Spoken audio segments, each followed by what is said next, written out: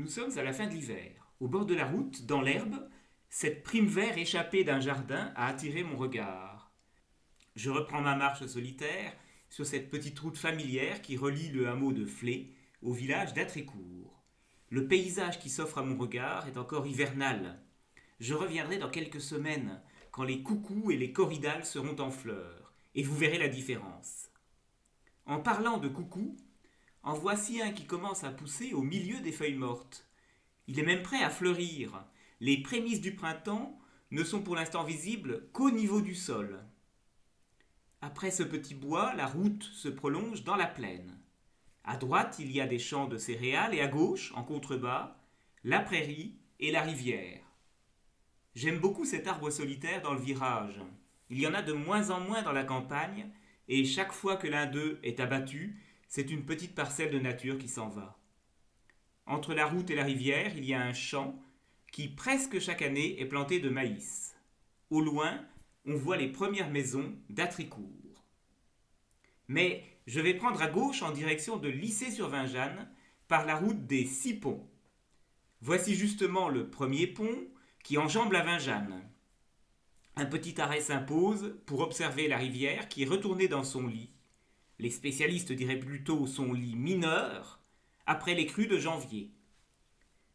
Voici le troisième pont qui permet à un trop-plein du canal de se jeter dans la Vingeanne.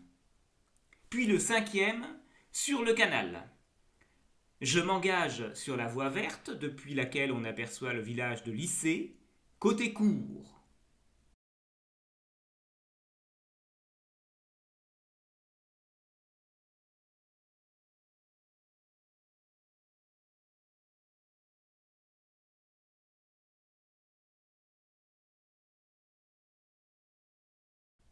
À mi-parcours entre Lissé et Dampierre, voici un panorama à 360 degrés.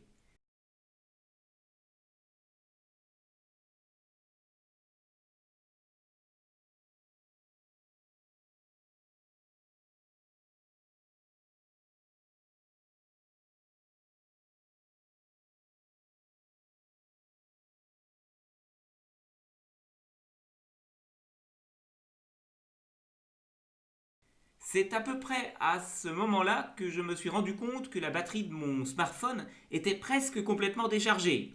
Je ne pourrais donc pas vous montrer la suite de la balade. Mais le lendemain, je suis allé en forêt, avec une nouvelle batterie parfaitement chargée, où j'ai vu des cils à 2 feuilles bien fleuries. Je me demande si elles vont résister aux fortes gelées qui sont annoncées. La douceur du mois de janvier a provoqué le démarrage précoce de la végétation en sous-bois. Voici une coupe en cours d'exploitation, paysage typique en forêt en cette période de l'année. Cette prise de vue a été réalisée sans stabilisateur parce que cette fois-ci, c'est la batterie de ma poignée stabilisatrice qui était déchargée.